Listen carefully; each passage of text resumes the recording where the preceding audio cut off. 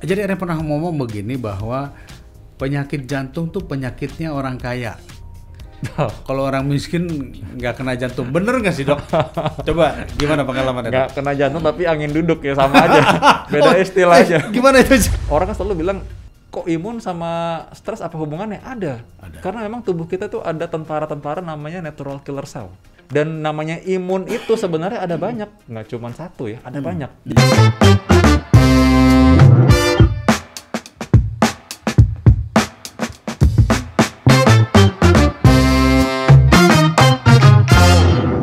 Assalamualaikum warahmatullahi wabarakatuh. Oke, selamat pagi dan salam sejahtera bagi kita semua. Salam sehat, guys. Sahabat-sahabat, hari ini saya kedatangan tamu yang sangat istimewa. Ini tamu yang luar biasa sekali. Kalau saya nonton YouTube-nya, saya nonton IG live-nya, berbagai informasi yang diberikan oleh beliau ini sudah wow luar biasa sekali. Dan beliau ini salah satu orang muda dengan prestasi yang membanggakan.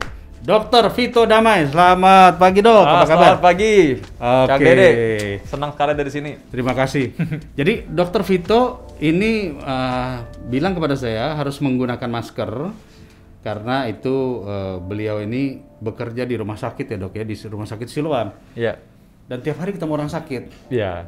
Jadi waktu saya bilang nggak apa-apa, kita udah pakai akrilik, kita udah swab. Beliau mengatakan udahlah pokoknya saya mau pakai masker. Saya boleh izin buka? Iya, kalau Kang Dede nggak apa-apa. Thank you, terima kasih. Dr. Vito Damai. Saya pengen sebutin ya, Dr. Vito Anggarino Damai, SPJPK, MKes, VH, VK, FASCC, yang belum cuma satu dok, Ya. FIFA. Itu jelasin dulu coba. Itu gelar yang panjang itu apa aja tuh coba? Ya. SPJP konsultan, SPJP spesialis jantung dan pembuluh darah. SPJPK itu konsultan. Konsultan, ya. Oke, konsultan pembuluh jantung dan pembuluh darah. Ya. Lalu saya sekolah magister kesehatan, sementara saya sekolah spesialis waktu itu. Lalu ada VH. VH itu menandakan bahwa memang spesialis jantung ini adalah bagian dari board member kolegium profesi dari dokter jantung se-Indonesia.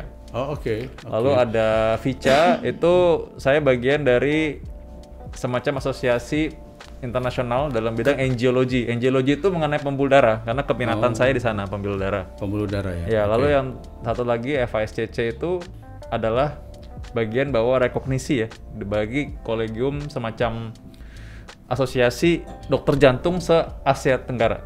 Jadi Oke. ASEAN. Jadi yang memberikan STR termasuk Dr. Vito juga dong. Ya, dia diberikan semacam surat gitu bahwa Anda direkognisi sebagai dokter jantung di Asia Tenggara gitu. Iya. Jadi Dr. Vito ini hampir setiap hari saya melihat IG-nya, ada story-nya atau live IG-nya yang beliau ini selalu berbicara tentang kesehatan jantung. Ya, Umumnya ya. Jantung dan COVID dan sekitarnya. Sekitarnya. Jantung dan sekitarnya. Ya. Bahkan beliau juga sudah divaksin ya.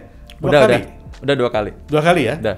Jadi orang banyak yang menanyakan, kok orang habis divaksin masih kena juga. Cerita dikit dok, cerita dikit. Oh Dok. iya benar. Oke. Nah, memang kadang-kadang orang itu berpikir kalau vaksin ini kan udah jalan keluar pasti dari pandemi, tapi pada kenyataannya kita walaupun divaksin sudah 2 kali nanti, tetap kita masih perlu nanti kalau kita deket-deket sama orang mesti pakai masker. Oke. Tetap mesti kayak gini ya, jaga jarak ya. Ya.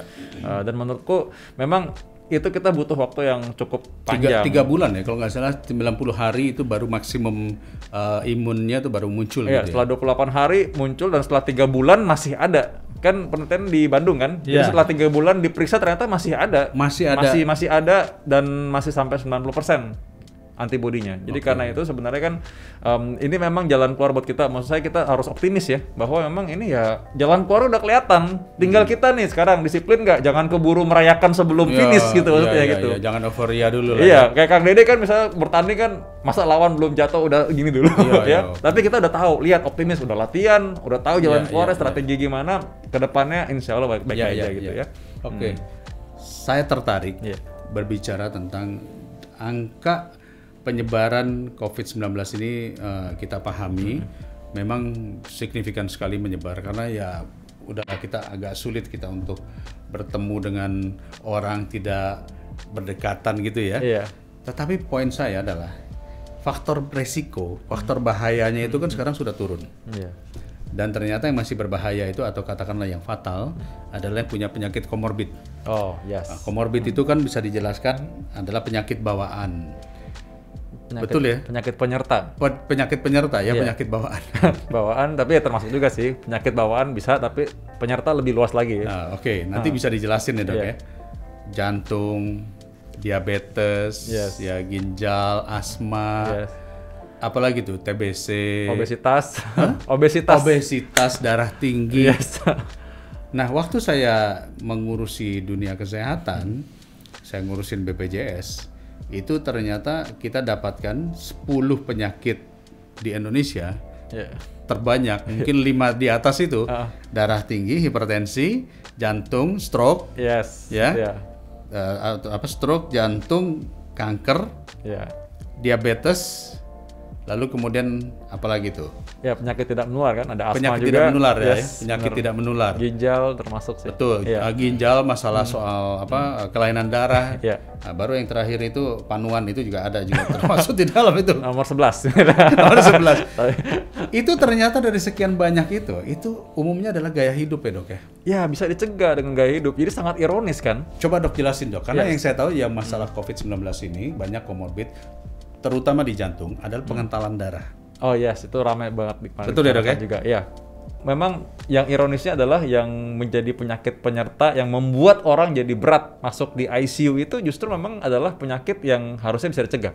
Oke. Yang paling tinggi sekarang kan hipertensi, obesitas, diabetes. Hipertensi, Obesitas, diabetes. obesitas, diabetes. Ya, itu bisa ketukar lah urut-urutannya dalam Ya. arti tergantung kita ngambil sampel di mana ya untuk Oke. statistik. Tapi secara statistik 3 itu yang paling atas sekarang kan. Dan 3-3 itu adalah faktor risiko jantung juga. Bahkan memang orang yang punya gagal jantung atau pernah serangan jantung itu lebih tinggi lagi risikonya. Nah, tapi ironisnya adalah bahwa itu adalah penyakit yang sebenarnya bisa dikontrol nih. Anggap saja kalau misalkan terlanjur kena darah tinggi, diobatin kan bisa.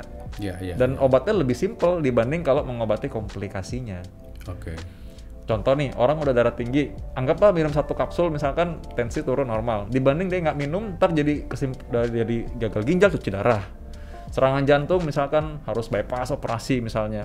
Atau dia jadi stroke. Jadi kan malah akhirnya lebih berat kan buat pasiennya. Jadi kenapa saya fokus untuk bilang kenapa sih kita nggak mencegah orang ini kenapa harus sakit gitu.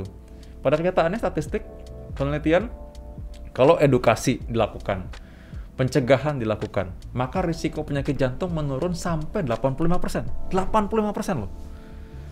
Dan olahraga di situ salah satunya. Termasuk, yes. Ya kan? Oh, atlet, ya benar. Ya, jadi memang artinya kita harus lihat gimana jangan terus-terusan kita ngobatin orang. Lah ngobatin orang nggak habis-habis. Betul, betul. Lah saya walaupun pekerjaan saya pasang cincin, pasang ring terus, tapi kalau misalkan tiap hari orang yang serangan jantung banyak lah ya nggak akan keburu. Harus kita cegah supaya jangan sampai orang serangan jantung, mestinya gitu. Nah, di dalam pengalaman dokter, ketika melihat orang-orang yang punya masalah dengan jantungnya, ya mulai dari hipertensi, koroner, terus sampai infak dan sebagainya, apa sih saran dokter untuk kawan-kawan ini untuk mencegah jangan sampai akhirnya tadi ya walaupun dibiayai oleh BPJS, tetapi kan repot Dok kalau tiap hari orang nambah terus. Iya, betul. Indonesia ini salah satu negara yang mungkin orang yang sedentary, orang yang malas gerak, yang mager tuh banyak. Bagus. Ada di Riskesdas tuh, riset kesehatan dasar. Jadi ada surveinya memang. Ya. Jadi orang yang sering malas-malesan, coba bayangin orang di rumah berapa lama sih waktu yang Anda pakai untuk misalkan ngecek handphone gitu misalnya. Ya. Berapa lama sih Anda pakai waktu mobil macet jalanan misalnya gitu ya. Itu kan duduk pasti kan, berarti nggak mungkin olahraga dong. Betul, betul. Jadi kalau dihitung-hitung, tidur 8 jam, sebagian besar waktu kita memang dipakai untuk tiduran. Sama duduk aja, jarang orang gerak-gerak. Terus udah gitu belum tadi makan. Makan itu sebenarnya sih menurutku bukan hal yang kita harus makan. Oh makan sehat tuh kayak di Amerika ya, mesti makan salad gitu. Kalau di film-film kan makannya, oh harus makan salad dan ya makan aja. Kita makan di rumah, saya nanam tanaman itu, ada nanam bayam, sawi, bisa bikin hidroponik. Jadi maksudku dengan cara kita olahraga, lalu kita dengan cara kita makan makanan yang sehat yang tidak perlu mahal, sebenarnya bisa. Sebenarnya bisa. Olahraga kayak misalnya Kang Dede tadi sempat cerita ya, di luar ini Kang Dede kan masih olahraga juga. Ya maksudnya kelihatan lah ya, kita nggak usah bilang lagi, udah pasti lah olahraga. Masa sih dok? Biasa.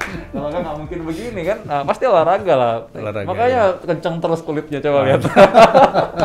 Nah ini yang makanya move on saya ini adalah saya berharap dokter menceritakan, memberikan motivasi supaya orang move on dari kemageran menjadi move on kepada healthy lifestyle. Oh yes. Dan memang menurut saya ada orang yang mungkin di awal akan bilang denial, aduh saya korban dari pandemi nih. Saya gimana mau makan sehat, hidup sehat? Orang hidup aja belum tentu bisa. Betul. Makan juga nggak bisa. Betul. Tapi saya ingatkan bahwa ketika Anda sakit, maka ini akan lebih sengsara lagi. Karena banyak pasienku akhirnya justru menurutku ketika dia dalam keadaan dia butuh uang, butuh bangun, butuh bangkit, butuh move on lagi, tapi badannya nggak bisa move on. Oke. Ya karena sakit-sakitan. Ya Ya. gimana dia bisa bantu keluarganya dalam kondisi dia sendiri nggak bisa ditolong. So, harta kekayaan Anda sekarang, modal Anda nih, kalaupun Anda nggak punya uang adalah kesehatan. Jadi kesehatan ini yang Anda harus jaga baik-baik. Karena ini modal Anda. Uang Anda bisa cari lagi, tapi kesehatan Anda, jantung mau ganti lagi nggak bisa. Mau ganti stroke, mau ganti otak lain nggak mungkin.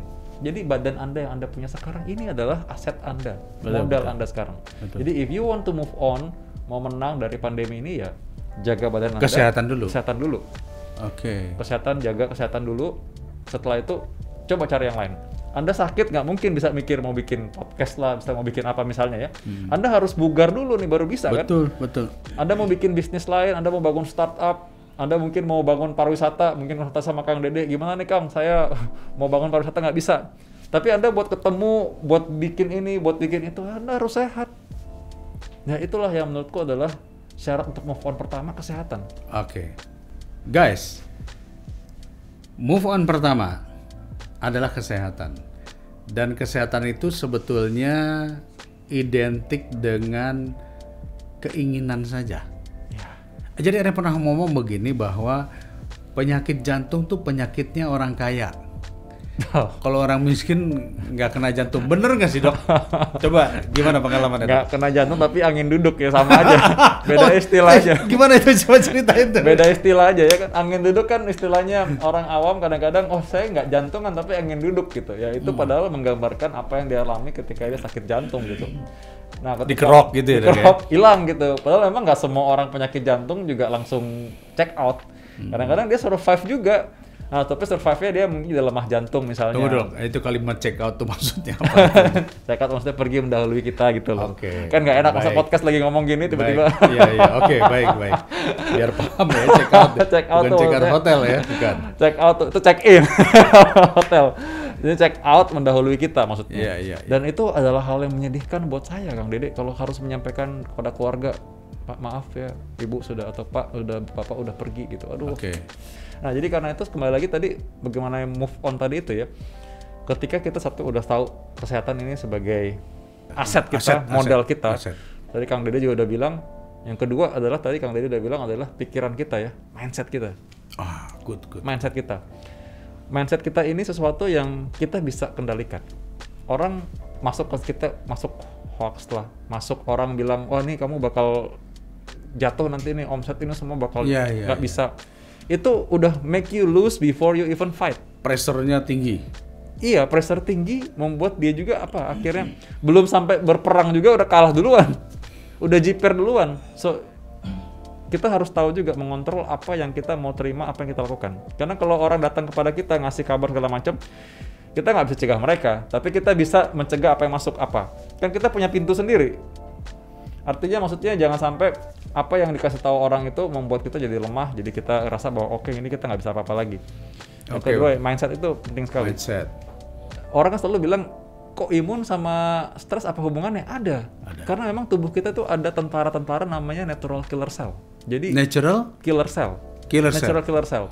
Dan namanya imun itu sebenarnya ada banyak, nggak cuma satu ya, ada banyak. Jadi kayak ibaratnya kalau kita analogikan nih ya, di dalam kompleks itu kan ada satpam misalnya ya, ada security, ada satpol pp, masing-masing kan ada tugasnya sendiri, tapi sama-sama petugas keamanan. Tapi kita nggak bisa samakan TNI disamakan dengan satpol pp, itu pasti beda. Sama, tubuh kita juga sama. Ada tuh yang tiba-tiba kalau ada virus masuk, dia duluan yang bunyiin kentongan. Oke. Wah, ini ada masalah nih gitu. Oke. Datang yang kedua kali, ada lagi namanya sel humoral. Imun B, imun T, ada sel yang bisa langsung datang ke sana untuk bisa membunuh. Tapi ada juga yang langsung dari awal udah mengenal, namanya antibody makanya. Nah, kayak orang divaksin tuh antibody namanya, udah muncul. Oke. Kalau dia muncul, dia begitu muncul, udah bukan satpam lagi yang keluar. Langsung tentaranya keluar, ah ini yang kemarin bikin masalah nih. Hancurin dulu. Nah, langsung dia yang turun. Jadi udah bukan level, misalkan udah bukan level security. Nah, itu ada sistemnya. Nah, sistem ini ketika kita dalam keadaan stres, itu dirusak. Nggak keluar tuh.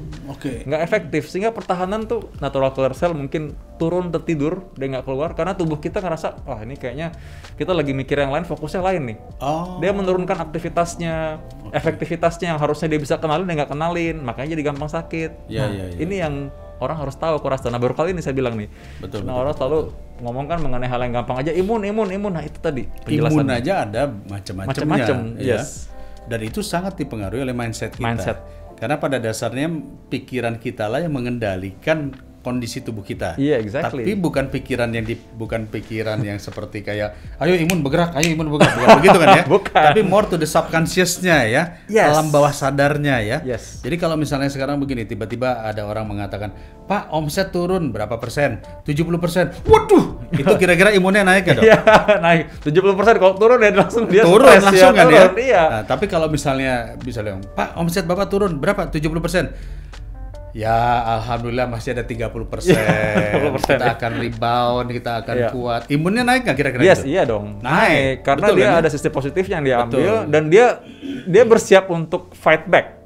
So artinya dia terima pukulan tapi aku belum KO nih. Ya, aku ya, bisa ya, begini, ya. bisa begitu. Oke, jadi artinya ya ini buat sahabat-sahabat ya guys ya, bahwa berita buruk, berita jelek di dalam masa pandemi ini yang terjadi pada diri kita, apakah itu mungkin yang tadi dikatakan dalam sisi ekonomi, jangan membuat kamu kolaps, jatuh, tengkurap. Karena masih ada selalu kesempatan kita untuk survive. Jadi sisakan 30, 40, 50% untuk kita rebound. Betul nggak, Dok? Yes, exactly. Karena 40-50% inilah yang akan menguatkan imun kita. Yes. Nah, yang ketiga, ini ada nih. Don't ever want to fight alone. Ya, ajak orang lain. Oke. Collaboration bukan competition. Iya. Collaboration. Why? Because we cannot survive alone. Iya. This pandemic teach us, ajarin kita bahwa kita nggak bisa menang sendiri. Anda anggap aja Anda selamat sendiri nih, yang lain sakit semua, Anda kolaps juga pasti. Iya. Jadi ini adalah peperangan bersama. Oke. Jadi yang ketiga adalah saling bantu. Oke. Just like what Kang Deddy lakukan. Dan apa yang saya rasa Anda juga yang mungkin nonton ini juga lakukan juga. Saya tahu pasti kalau subscriber Kang Deddy pasti setipe lah sama Kang Deddy ya. Orangnya banyak membantu. Pastinya gitu. Kalau nggak kan nggak mungkin nonton. Nah. Iya, Tapi iya. kalau Anda bisa kasih tahu orang lain, you influence others to help others. Oke. Itu yang membuat kita selamat sama-sama. Yang ketiga, help other people. Nah, itulah yang disebut tadi yang di dokter katakan, jangan merasa Anda fight sendirian karena semuanya saat ini melakukan hal yang sama. Itu sebabnya Anda harus subscribe, like, dan komen di channel Jendela Deddy Yusuf Move On ini. Ini penting ya, apalagi juga Dr. Vito punya channel sendiri. Silahkan yang ingin mempelajari tentang kesehatan. Apa Dok nama channelnya? Dr. Vito. Dr. Vito ya? Yes. Dr. Vito. Saya lihat beberapa dan saya pikir wah luar biasa sekali. Dok, saya pasti punya beberapa pertanyaan ya. Ya. Cuman kita tarik napas ya. Saya mau ngasih lihat kawan-kawan tentang update berita-berita dari Dr. Vito seperti apa supaya ada informasi tambahan buat kalian. Check it out.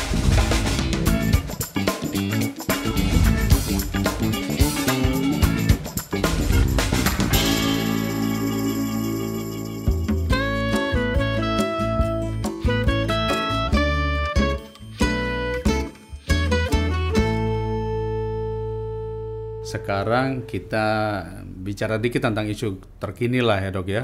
I respect tenaga medis, para dokter, para perawat, para orang-orang yang bekerja di dunia medis ya. Sudah banyak tenaga medis yang meninggalkan kita, ratusan jumlahnya. What's your feeling selama bertugas? Paling tidak ada nggak rasa takut, rasa deg-degan atau apapun juga itu? Takut itu biasanya lupa tapi ingat kalau pas mau berangkat karena lihat anak. Oke. Dan ketika mau pulang ya, kadang-kadang tuh ada rasa kita, aduh nih bosan panas pakai ini. Tapi tahu bahwa pulang ke rumah ketemu dengan orang yang kita cintai, kita harus lindungi. Ya, jadi harus tetap pakai masker dan harus dan lain-lain. Ketika kita pakai hazmat tuh baju yang panas itu juga, yang terbayang, aduh, habis saya tolong orang ini, tolong lindungi dia supaya jangan sampai saling menularkan, saya ngeluarin dia juga mungkin kan. Dan jaga juga supaya kami pulang ke rumah juga aman, ada keluarga di rumah. Oke. Jadi ya takut itu sih menurutku ya wajar sih, ada pasti rasa ketakutan itu, ada. Apalagi semakin banyak juga tenaga medis yang bertumbangan. Iya, dan itu yang membuat kita, terus terang kalau orang bilang kenapa bisa overwork ya, kita mau minta ganti, misalnya kita capek nih lelah, kadang-kadang mau minta ganti, nah yang minta digantiin dia punya anak juga kecil, dia juga mungkin lagi capek, nggak jadi. Ada juga temanku waktu itu lagi menyusui, perempuan kan, saya bilang, aduh mau minta ganti siapa ya, nggak bisa juga digantiin, ya udah terpaksa tetap datang gitu kan, walaupun rasanya aduh kayaknya aku pengen libur ya. Tuh dengerin ya guys ya, jadi that's why, itu sebabnya kita harus menghormati para pahlawan-pahlawan seperti dokter, perawat ya, klinis, semua orang-orang yang bekerja di medis yang mereka berada di garda terdepan. Jadi kalau ada yang maksa, saya pengen dapat vaksin duluan, no, Anda belum saatnya. Tenaga medis dulu, karena ibarat prajurit mereka duluan kok yang berhadapan day to day. Dan memang menurut saya sih gini sih, kita mengenai vaksin tadi ya, tenaga medis ini bukan berarti saya nggak merasa bahwa saya lebih penting dari yang lain nih, makanya saya duluan divaksin, nggak juga. Tapi saya punya tanggung jawab nih, karena saya kan masih ketemu orang lain juga. Betul. Saya tiap hari ketemu orang sakit di rumah sakit. Nah, kalau saya nggak divaksin, nanti saya sakit, saya nggak bisa ngerawat kalian. Tapi kalau misalkan ada orang yang sakit dan dokternya nggak ada, gimana? Tanggung jawab saya berarti saya nggak bisa lakukan. Jadi justru saya memang, kalau memang diputuskan tenaga medis duluan, dan kami menerima, itu karena kami punya tanggung jawab untuk merawat Anda, menjaga Anda. Itu sebabnya.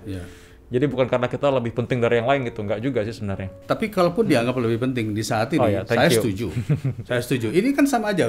Ketika kita berperang, negara harus memberikan perhatian kepada tentara. Itu sesuatu yang sangat rasional. Dan saat ini yang berperang bukan tentara, yang berperang adalah tenaga medis. Jadi tenang dok, kita full support. Thank you apresiasinya. Nah, ini saya undang di sini pun juga supaya memberikan apresiasi kepada para tenaga medis. Nah, satu lagi nih dok, sudah minum jamu hari ini? Saya minum jahe tadi pagi, kok tahu sih? Oh iya. Temulawak, jahe, apa lagi dok? Itu ada di rumah, ada jahe, ada temulawak, ada kunyit, ada serai. Karena istriku yang nanam. Ditanam. Iya. Dokter sekarang adalah orang yang boleh dikatakan mengendorse untuk minum jamu. Why dok? Ya itu menurutku kekayaan bangsa Indonesia ini orang nggak tahu aja kalau kita punya. Dan menurut saya sih memang Indonesia ini punya begitu banyak tanaman obat yang itu bisa ditanam sendiri di rumah, rumah. Dan itu maksudnya saya membuktikan bahwa itu bukan suatu hal yang luar biasa susah gitu. Istriku kan dokter juga. Dokter apa? Dia dokter dalam bidang kanker, dia patologi anatomi. Dan maksudnya dia pun sempat untuk menanam itu gitu. Artinya kan bukan susah sekali gitu. Itu kan cukup lumayan mudah lah dan bisa dipakai sama orang lain juga. Apa aja yang diminum dok? Yang rutin? Yang rutin sih jahe, karena jahe itu paling mudah dicampur sama yang lain ya. Nah, terus sama istriku suka dicampur serai. Jahe serai. Nah, yang lain-lain itu biasanya dicampurnya sama makanan biasanya. Tapi kalau yang rutin itu tadi, temulawak aku nggak gitu seneng rasanya sih. Tapi kalau jahe aku seneng. Kencur nggak terlalu suka aku. Tapi ada ya. Ada di rumah suka ada karena disiapin dalam itu sih udah jadi. Kencur sih nggak nanam. Baik. Jadi. Saya kasih challenge sekarang. Wow, waduh. Siap ya? Ya. Oke. Harus dipilih salah satu. Sei sapi atau sate kambing? Wah, sate kambing. Sei sapi malah enggak? Sate kambing itu lebih menantang ya. Oke. Suka cemilan tentunya? Cemilan, oke, suka. Suka ya? Ya. Oke. Keripik kentang apa rempeyek? Keripik kentang. Kenapa nggak suka rempeyek? Kan enak pakai kacang. Rempeyek, itu kacangnya itu aku nggak seberapa suka sih. Itu bukan kacang nggak sehat ya, cuma aku nggak terlalu suka aja. Buah pisang Ambon apa pisang raja? Pisang raja.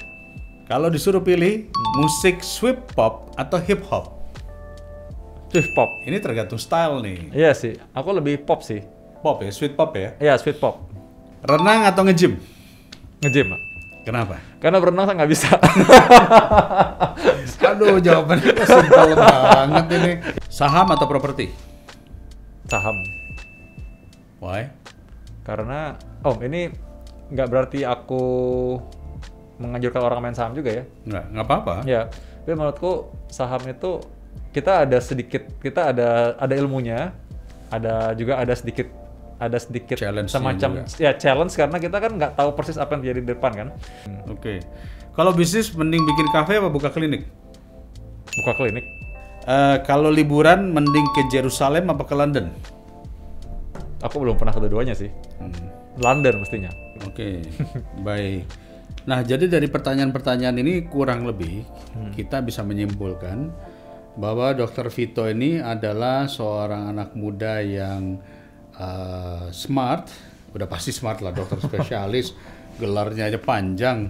Kemudian praktikal, jadi dalam hidup dia memenang segala sesuatu praktikal, tapi harus ada challenge dan ingin memulai hal-hal baru, ingin melakukan sebuah hal-hal baru, dan yang paling penting adalah family man.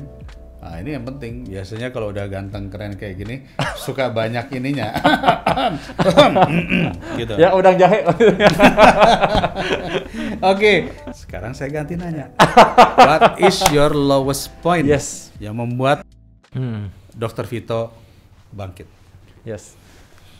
At the time, aku tuh pernah punya kondisi di mana ketika saya mau hampir lulus dokter, something happened in my family. Ya, sehingga waktu itu saya tadi udah cerita sedikit bahwa saya sempat mengalami susah bayar uang sekolah. Itu cerita yang kalau saya cerita ke orang, Ekonomi berarti ya, kondisi iya, ekonomi ya. itu kalau saya cerita ke orang, orang tuh akan susah terima karena mereka selalu bilang, you look like nggak butuh duit gitu. Dan itu akan mempersusah juga ketika saya datang satu persatu ngetuk pintu orang-orang, pejabat-pejabat di universitas untuk minta beasiswa. Tapi satu sisi aku tahu bagaimana orang tua saya itu berjuang keras supaya saya tetap bisa sekolah.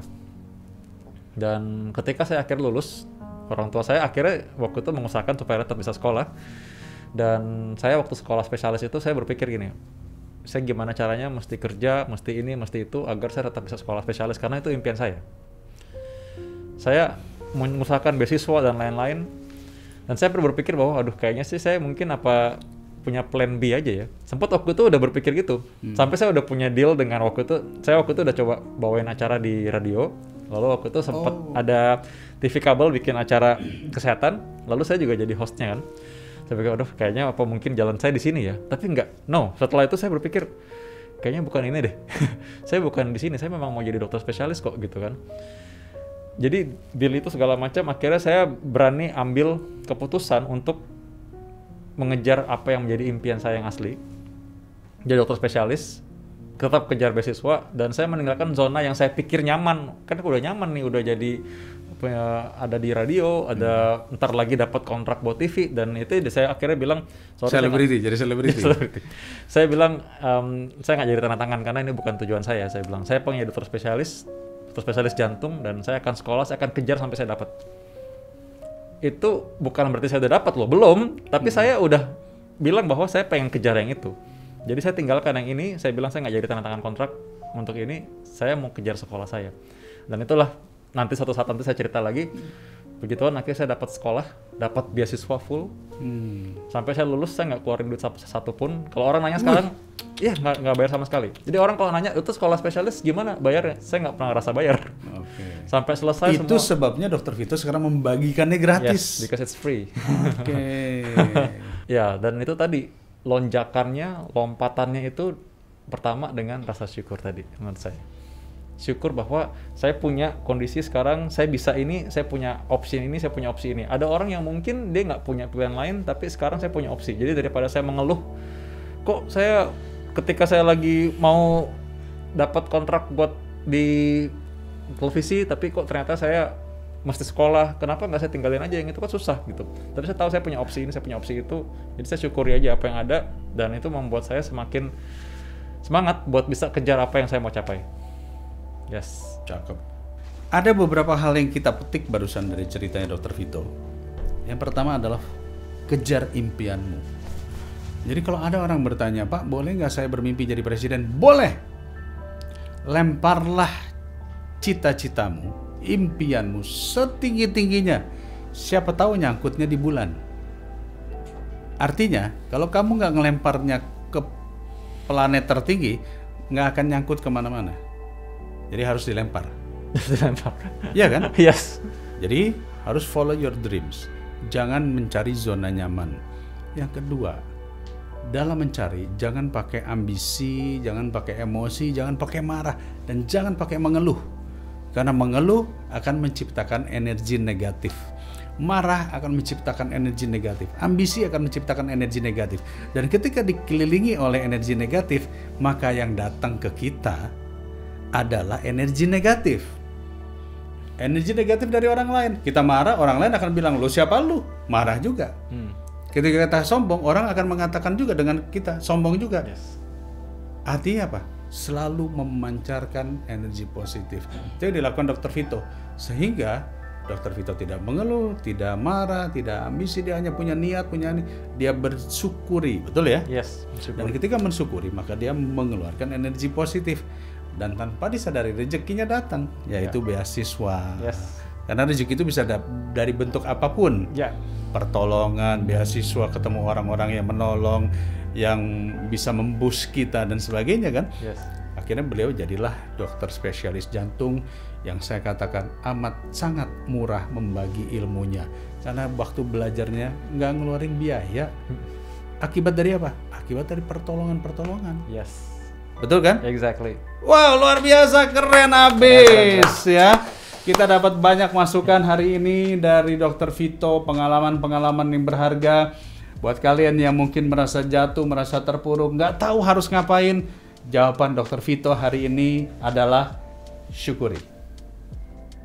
Syukuri itu akan meningkatkan kesehatan tubuh kita, mindset kita, dan kita akan banyak teman.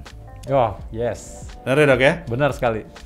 Thank you Dr. Vito, luar Kang biasa Dede. pembicaraan kita sangat bermanfaat ya. Mudah-mudahan juga yang mendengarkan buat Anda yang sakit jantung, buat Anda yang punya masalah hipertensi harus nonton ya. Karena apa? Jujur, penyakit kita di Indonesia paling tinggi itu adalah hipertensi, darah tinggi. Jadi kalau Anda mendengarkan ceritanya Dr. Vito, insya Allah itu bisa membantu kita. Dok, thank you. Makasih banyak atas kesempatannya. Yes. Kita ngobrol hari ini dan semoga bermanfaat. Tetap sehat, keep the spirit. Salam buat para tenaga medis, kawan-kawan semua. Ayo kita harus move on, kita harus bangkit ya. Yes. Thank you sekali lagi, dan buat kawan-kawan semua jangan lupa subscribe, like, komen, kasih komen di mana momen Dr. Vito menjelaskan hal-hal yang menarik buat kalian. Oke? Sampai ketemu di dalam Move On Jendela Dede Show. See you, thank you. Kita pernah sama-sama dikerjai oleh wanita yang sama, ya kan? Jadi akhirnya suasana syuting udah nggak enak, ya ke belakangnya nggak enak. Okay. Kenapa dua wanita yang dihadirkan ke kita Karena juga kita punya masalah yang sama dengan rumah tangganya? Nah itu perlu dijelaskan. Apakah kita berdua punya peran atau enggak?